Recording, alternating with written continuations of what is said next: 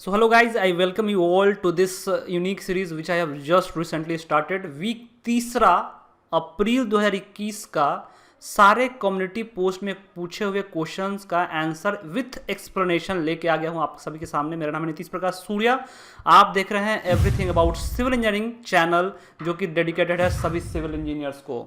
सो आपका और ज़्यादा टाइम ना लेते हुए वीडियो को शुरू करते हैं। और हाँ, वीडियो का पीडीएफ आप डाउनलोड कर सकते हैं, वो बताऊंगा मैं लास्ट में। वीडियो को अंत तक जरूर देखना क्योंकि इस वीक में मैंने इतने पावरफुल क्वेश्चन पूछे थे जिसका कोई हिसाब नहीं। लेते हैं पहला क्वेश्चन। मैंने पूछा था आपसे कम्युनिटी टैब में, the process of mixing, transportation, replacing and compacting concrete using ordinary Portland cement should not take more than how much time. कितना समय लगना चाहिए?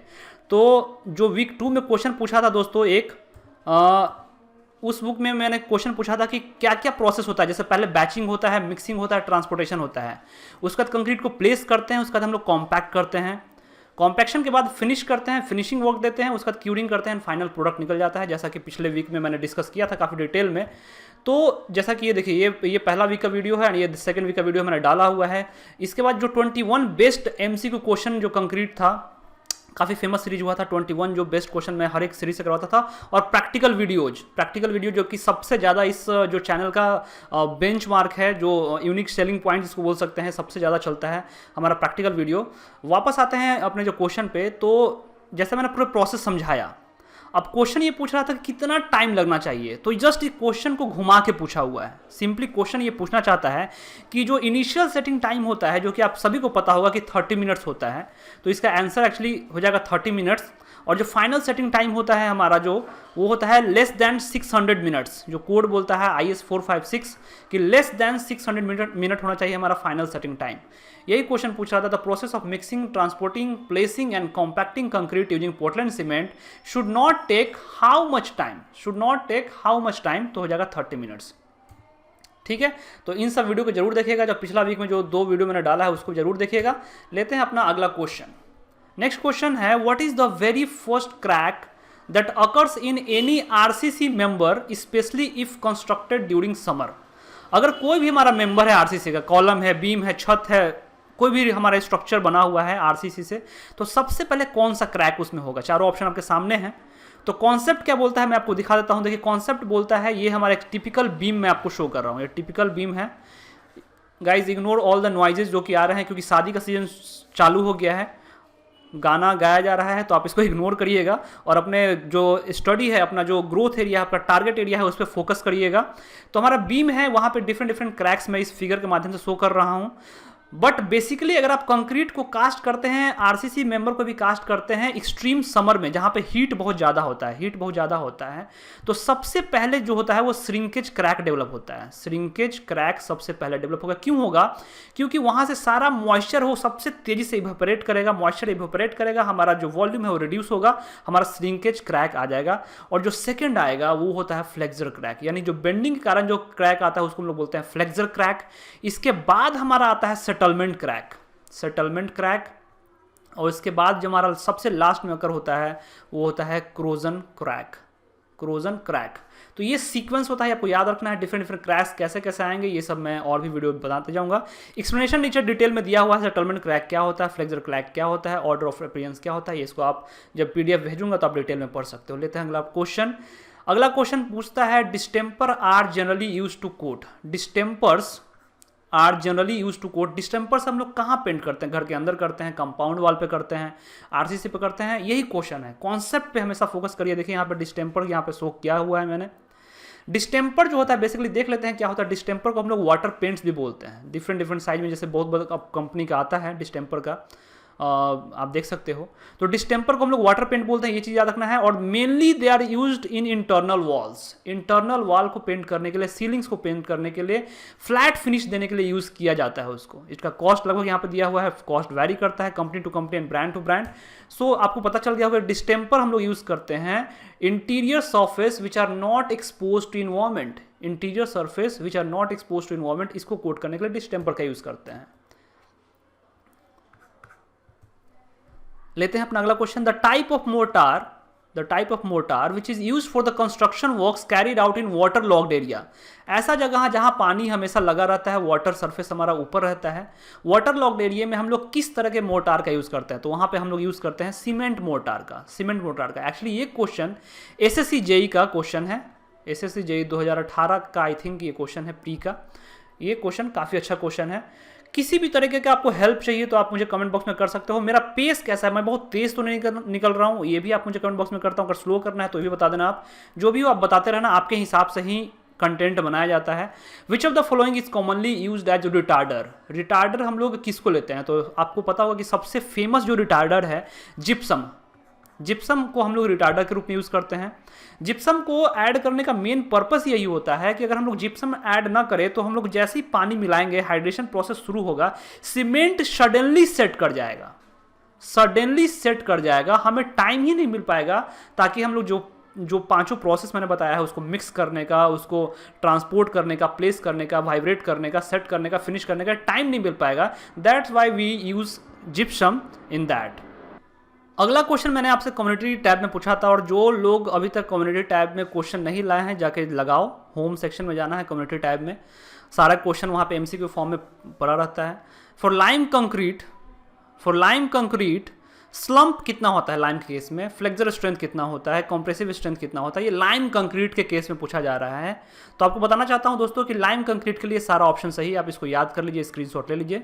लाइम कंक्रीट में अगर देखा जाए तो हमारा जो एक्सप्लेनेशन है वो सब कुछ यहाँ पे दिया हुआ है। 1:1 या 1:3, curing period minimum 10 days, slump value लगभग 40 से 80, और जो इसका कॉम्प्रेसिव स्ट्रेंथ होता है 90 डेज, जनरली हम लोग इसका 30 डे पे नहीं लेते हैं, 90 डेज पे लेते हैं, is close to the 7 days of OPC concrete that is 1.5 newton per mm²। यहाँ पे इसका आंसर हो जाएगा, all options are correct. Next question है what is the approximate bitumen content, what is the approximate bitumen content expressed in percentage in refined asphalt. कितना percent bitumen होता है हमारा रिफाइंड एसफॉल्ट में? ठीक है, अब देखिए बिटुमेन है एंड टार है, इस पे मैंने डिफरेंस कई बार डिस्कस किया हुआ है। बिटुमेन कैसे मिलता है हमारा? Fractional distillation of petroleums, and tar मिलता है destructive distillation of wood product, और जो उसका मिलता है वुड से डिस्ट्रक्टिव डिस्टिलेशन से मिलता है।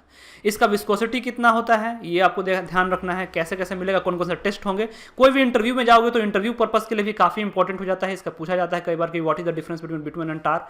और एक और है हमारा एसफॉल्ट भी पूछ लेता है कभी कभी, एसफॉल्ट भी आप इसको याद रखिएगा, तीनों को कंपेरिजन करके पढ़िएगा, अगर चाहिए तो इस पर सेपरेट वीडियो बना दूंगा। अब देखिए mastic asphalt, stone asphalt, refined asphalt, bitumen asphalt, 4 तरह के हमारे एसफॉल्ट होते हैं, 4 तरह का एसफॉल्ट होता है, और चारों में बिटुमेन कंटेंट का परसेंटेज मैंने यहाँ पे टेबल के फॉर्म में दे दिया है।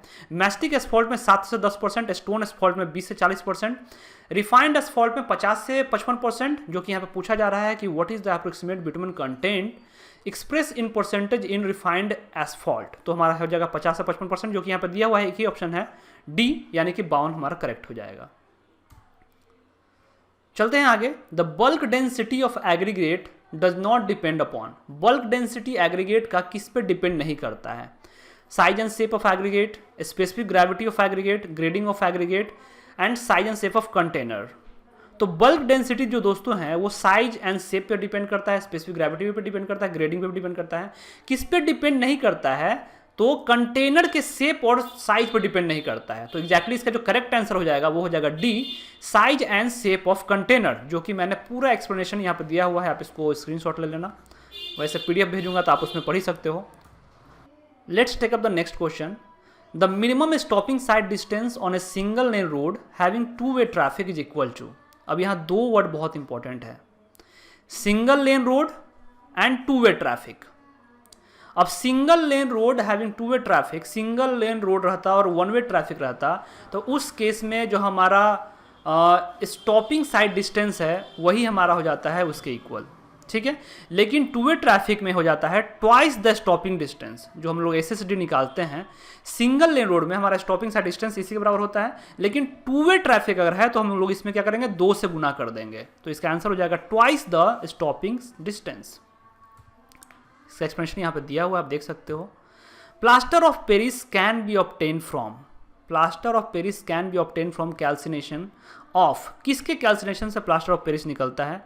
तो ये आपको बताना है, क्वेश्चन मैंने कई बार ऑलरेडी डिस्कस किया हुआ है। प्लास्टर ऑफ पेरिस जो निकलता है वो हमारा कैल्सिनेशन ऑफ जिप्सम से निकलता है, जिप्सम से निकलता है। जिप्सम यानी कि हम लोग इसको बोलते हैं प्लास्टर ऑफ पेरिस, जिसको पीओपी बोलते हैं। पीओपी का यूज़ देख लीजिए थोड़ा सा डिटेल में। हमारा जो इस तरह का पाउडर होता है, जब इसमें वाटर हम लोग मिलाते हैं तो तुरंत हार्ड हो जाता है, जिसका हम लोग फॉल सीलिंग वगैरह में यूज़ करते हैं। मेडिकल यूजेस है इसका काफ़ी ज़्यादा, fall ceiling different different types का, बहुत सारा ब्रांड का आता है ये। इसका प्लास्टर ऑफ पेरिस का फॉर्मूला आप देख सकते हैं कि calcium sulphate hemihydrate, calcium sulphate hemihydrate, आधा वाटर का इसमें जो मॉलिक्यूल है, और जिप्सम, जिप्सम का आप जो फॉर्मूला है वो मुझे कमेंट करके बताइए, कमेंट करके कमेंट बॉक्स में लिखिए कि जिप्सम का फॉर्मूला क्या होता है। ठीक है, ये क्वेश्चन भी हो गया। तो plaster of Paris can be obtain from calcination of gypsum, correct answer है बी। नेक्स्ट क्वेश्चन लेते हैं, concrete is unsuitable for compaction by a vibrator if it is.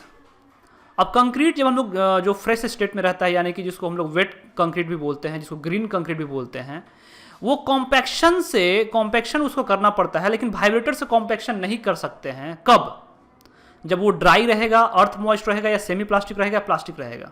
अब बहुत लोगों को इस क्वेश्चन में दिक्कत है, इस क्वेश्चन में कंफ्यूजन है। Most confusing question, I think कि one of the most confusing MCQ question ये है। अब देखिए, कोई भी चीज़ का वर्कबिलिटी तो हम लोग पढ़ते हैं कि what are the various test of workability, लेकिन वर्कबिलिटी का जो कंडीशन है, extremely low workability, very low workability, low, medium, high, ये 5 तरह का जो वर्कबिलिटी का कंडीशन होता है वो आपको नहीं पता होगा। अब ये दोस्तों, ये जो है, ये कंटेंट जो है प्रीमियम कंटेंट है, कहीं पर भी किसी भी चैनल पे ये फ्री में नहीं मिलेगा आपको। ये मेरा पर्सनल नोट्स है, आपको इस तरह का नोट्स चाहिए आप मुझे कमेंट कर सकते हो। इसका पीडीएफ चाहिए जो मैं लास्ट में बताऊंगा। तो कंसिस्टेंसी जब एक्सट्रीमली लो रहेगा तो उसको मॉइस्ट अर्थ कंसिस्टेंसी बोलेंगे, फिर वेरी ड्राई, ड्राई और प्लास्टिक। जो मीडियम वर्कबिलिटी रहता है उसी को हम लोग बोलते हैं कि इसका कंसिस्टेंसी जो है प्लास्टिक है, जो कि यहाँ पे पूछा जो जा रहा है ना कि जो कंक्रीट जो होता है unsuitable for compaction by vibrator, जब वो कंक्रीट जो है वो प्लास्टिक स्टेट में होता है तब लोग उसको हम लोग वाइब्रेटर से कॉम्पैक्ट नहीं कर सकते हैं। जब उसकी वर्कबिलिटी मीडियम रहती है, यानी कि स्लम्प वैल्यू 50 से 100 mm के बीच में रहता है, तब हम लोग उसको कॉम्पैक्शन बाय वाइब्रेटर नहीं कर सकते। ये कॉन्सेप्ट है, and this concept is very very important and very very useful for all the exams. I hope कि वो क्वेश्चन समझ में आ गया होगा आपको। नेक्स्ट क्वेश्चन लेते हैं, springs used in motorcycle washer. Spring used in motorcycle washer किस तरह का होता है? देखिए, जनरली जो हमारा मोटरसाइकिल वगैरह में यूज होता है वो हेलिकल कंप्रेशन स्प्रिंग्स वगैरह यूज होता है, हेलिकल कंप्रेशन स्प्रिंग वगैरह यूज होता है। इसका जो आंसर हो जाएगा वो हो जाएगा D, helical compression springs.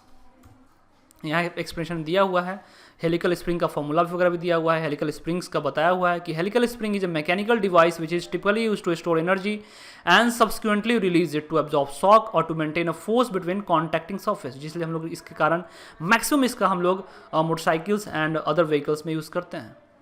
Next question भी काफ़ी इंपॉर्टेंट क्वेश्चन है, आप स्टार मार्क कर सकते हो। स्टील के अंदर एक काफ़ी इंपॉर्टेंट कॉन्सेप्ट आता है कि the line joining the vertices of trusses, the line joining the vertices of trusses, उसको हम लोग क्या बोलते हैं? अब ट्रस तो हमारा बहुत तरह का होता है। क्या आपको पता है कि कितने तरह का ट्रस होता है? अगर पता है तो कमेंट बॉक्स में नाम लिखिए उसका। ट्रस हमारा बहुत तरह का होता है, ट्रस का नाम आप कमेंट बॉक्स में लिखिए। मैं आपको दिखाता हूँ कि the line joining the vertices of truss, उसको हम लोग बोलते क्या है। तो फॉर योर एक्सप्लेनेशन मैंने यहाँ पे एक ट्रस का फिगर लगाया हुआ है, वो typical wooden truss is shown here. जो सबसे टॉप मोस्ट ये सरफेस होता है उसी को हम लोग बोलते हैं रिज।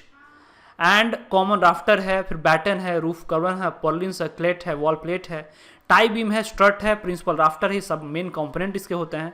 लेकिन the line joining the vertices of trusses, अब वर्टिसेस क्या है? ये वर्टिसेस है, इसका ये वर्टिसेस है, इसको हम लोग बोलते हैं रिज। और इसी लाइन को जो ज्वाइन करता है उसी को हम लोग बोलते हैं रिज लाइन, रिज लाइन। तो यहाँ पे जो आंसर हो जाएगा the line joining the vertices of trusses, जो कि वर्टिसेस ये है, vertices of trusses is called ridge line. जो करेक्ट आंसर हो जाएगा यहाँ इसका बी। एक्सप्लेनेशन आप देख सकते हो, ridge line is a line joining the top point यानी the vertices of the trusses. जो डिफरेंट कंपोनेंट्स आपको सिर्फ याद, खास करके आपको किंग पोस्ट ये ट्रस्ट यहाँ पे शो किया गया है, किंग पोस्ट ट्रस्ट, इसी को किंग पोस्ट बोलते हैं। और ये स्ट्रट है, और ये हमारा प्रिंसिपल राफ्टर है, ये जो हमारा मेंबर है ये प्रिंसिपल राफ्टर है। पर्लिन्स हमारा ये जो चीज़ लगा हुआ है इसको पर्लिन्स बोलते हैं। तो काफ़ी इंपॉर्टेंट कॉन्सेप्ट है, इस पर आपको थोड़ा सा इसका प्रैक्टिस कर लीजिएगा, एक दो बार इसको ड्रॉ कर लीजिएगा, आपका सारा कॉन्सेप्ट क्लियर हो जाएगा। अगला क्वेश्चन लेते हैं, method in which the plinth area of building is measured and then multiplied by the current plinth area rate. हमारा जो एस्टिमेशन के अंदर का ये क्वेश्चन है, एस्टिमेशन के अंदर का ये क्वेश्चन है, a method in which the plinth area of a building is measured and then multiplied by current plinth area rate. तो उसको हम लोग क्या बोलते हैं, उसको हम लोग बोलते हैं estimated from the plinth area basis, estimated from plinth area basis. Explanation यहाँ दिया हुआ है कि a method in which the plinth area of building is measured and then multiply किया जाता है बाय करेंट प्लिंथ एरिया का जो रेट अभी चल रहा है, उसको हम लोग बोलते हैं estimated from plinth area basis. बाकी हमारा क्यूबिकल कंटेंट मेथड है, यूनिट बेस्ड मेथड है, प्लिंथ एरिया मेथड है, इसका एक्सप्लेनेशन आप दिया हुआ है, आप इसको पढ़ सकते हो। नेक्स्ट क्वेश्चन लेते हैं, विच out of the following does not help in disinfecting water. अब आज का जो टाइम चल रहा है उसमें काफ़ी साफ पानी पीने की जरूरत है, कोविड का टाइम चल रहा है। उस केस में क्या करना है कि डिसइंफेक्शन में कौन सा चीज़ है जो हेल्प नहीं करेगा। आपको पता होगा कि क्लोरीन जो टैबलेट्स है वो हेल्प करता है, उसमें जो बैक्टीरिया है उसको मारता है। एलम यानी फिटकरी भी हमारा हेल्प करता है डिसइंफेक्शन में। बॉइलिंग तो सबसे बेस्ट है, वन ऑफ द बेस्ट होता है, बट कॉस्टली होता है। लार्ज स्केल पर नहीं कर सकते हैं, होम स्केल पे कर सकते हैं। फिल्ट्रेशन कोई तरह का हेल्प नहीं करता है। पानी को आप छान दोगे तो उससे कोई गारंटी नहीं है, क्योंकि जो बैक्टीरिया होता है वो काफ़ी माइक्रोस्कोपिक लेवल का होता है। माइक्रोस्कोपिक लेवल के कारण क्या होता है, ये जो फिल्टर है उससे पास कर जाएगा, तो हमारा जो फिल्ट्रेशन है it does not help in disinfecting water. यही हमारा यहाँ पे पूरा एक्सप्लेनेशन में दिया हुआ है, तो इसका आंसर हो जाएगा फिल्ट्रेशन। नेक्स्ट क्वेश्चन काफ़ी इंपॉर्टेंट है, the ambient noise standard for the residential area during the day time. Day time में हमारा एम्बियंट नॉइज क्या होना चाहिए, एम्बियंट नॉइज हमारा क्या होना चाहिए, इस चीज़ को पूछ रहा है। तो टेबल आपके लिए मैंने बना दिया है कि industrial zone, commercial zone, residential zone and silent zone, 4 तरह के जोन होते हैं। डे टाइम में क्या हमारा एरिया होना चाहिए और नाइट टाइम में क्या होना चाहिए लेवल, ये हमारा जो स्टैंडर्ड है वो देता है। कौन देता है, CPCB, central pollution control board. CPCB जो है वो हमारा इस तरह का स्टैंडर्ड देता है। एंड जो स्टैंडर्ड जो है नॉइज स्टैंडर्ड रेसिडेंशियल एरिया के लिए, आप देख सकते हो कि रेसिडेंशियल एरिया यहाँ पे दिया हुआ है। रेसिडेंशियल जोन में डे टाइम में 55 हमारा लिमिट है और नाइट टाइम में 45 लिमिट है। तो इसका करेक्ट आंसर हो जाएगा, डे टाइम में पूछ रहा है तो 55, करेक्ट आंसर हो जाएगा 55, यानी कि करेक्ट आंसर हो जाएगा C। काफ़ी important question, which of the following is responsible for the depletion of ozone layer in the upper atmosphere. Upper atmosphere में ओजोन लेयर के डिप्लीशन के लिए कौन सा यूजफुल होता है। सबको पता होगा आई थिंक कि क्लोरोफ्लोरोकार्बन सबसे ज़्यादा इंपॉर्टेंट होता है, CFCs, ये हमारा सबसे ज़्यादा नुकसान पहुंचाता है हमारा ओजोन लेयर का। ओजोन लेयर किस लिए यूज़ करते हैं और उसका ओजोन लेयर हमारा मेनली क्या प्रोटेक्ट करता है। ओजोन लेयर के बारे में आपको जितना जानकारी है आप कमेंट बॉक्स में जरूर कमेंट करिए, थोड़ा मैं देखूं कि कमेंट बॉक्स में इंटरेक्ट कैसे करते हैं। दूसरे का जवाब भी दीजिए, जो कोई गलत अगर जवाब दे रहा तो उसका कमेंट बॉक्स में रिप्लाई करिए। मैं चाहता हूं कि एक ऐसा इकोसिस्टम डेवलप हो ताकि कमेंट बॉक्स में आप इंटरेक्ट कर पाएं, अपने चीज़ों को क्लियर कर पाएं, क्योंकि जो चीज़ आप लिख देते हैं वो चीज़ आपका अपना हो जाता है, उस चीज़ को आप रिटेन कर लेते हैं। यही कॉन्सेप्ट है पढ़ाई करने का, यही क्वेश्चन मैंने रिपीट किया हुआ है। तो यही आज का वीडियो था। वीडियो कैसा लगा दोस्तों बताइएगा जरूर। एंड जो भी क्वेश्चन मैंने पूछे हैं, खास करके जिप्सम का जो केमिकल फॉर्मूला मैंने पूछा है वो बताइएगा। प्लास्टर ऑफ पेरिस के बारे में कुछ जानते हैं तो वो बताइएगा। और अगला वीडियो क्या चाहिए, किस पे चाहिए, इस तरह का जो सीरीज़ है आपको पसंद आ रहा है कि नहीं, अगर चाहिए तो यस करिए कम से कम एटलीस्ट। चैनल को सब्सक्राइब करिए। और हाँ, मैंने जो बोला था कि PDF कैसे डाउनलोड करना है ये बताऊँगा। तो PDF डाउनलोड करने का बड़ा सिंपल सा तरीका है कि आपको इस चीज़ का स्क्रीनशॉट लेना है, सब्सक्राइब करके चैनल को सब्सक्राइब कर दीजिए पहले तो, और बेल आइकन को प्रेस कर दीजिए, उसका स्क्रीनशॉट ले लीजिए। और एक नंबर है 9034114389। EAS जो हमारा ग्रुप है, एवरीथिंग अबाउट सिविल इंजीनियरिंग, जो कि सिर्फ और सिर्फ डेडिकेटेड है सिविल इंजीनियर्स को। इस नंबर पे आपको व्हाट्सअप करके वो नंबर को सेंड करना है। आपको मैं PDF जो है आपको सेंड कर दूंगा, PDF आपको सेंड कर दूंगा। पहले का भी PDF सेंड कर दूंगा। ये ऑप्शन सिर्फ अभी के लिए है, अगर 2 दिन में आप करते हैं इस चीज़ को तो मैं पहले का भी PDF जो पहला वीक था, जो सेकंड वीक था, उसका भी PDF सेंड कर दूंगा। 9034114389 इस नंबर को सेव करिए अपने कॉन्टैक्ट में। इस चैनल को सब्सक्राइब करिए, बेल आइकन को दबाइए और स्क्रीनशॉट लेके भेज दीजिए। आपको अगर अच्छा होगा एक कमेंट भी कर दीजिए, सपोर्ट करिए इस चैनल को अगर इस तरह का कंटेंट आप देखना चाहते हैं तो। Thanks all for watching this video. अगले वीक में जो भी कम्युनिटी क्वेश्चन में क्वेश्चन पूछूंगा उसका जवाब जरूर दीजिएगा। And I hope to see you in the next video. Thank you.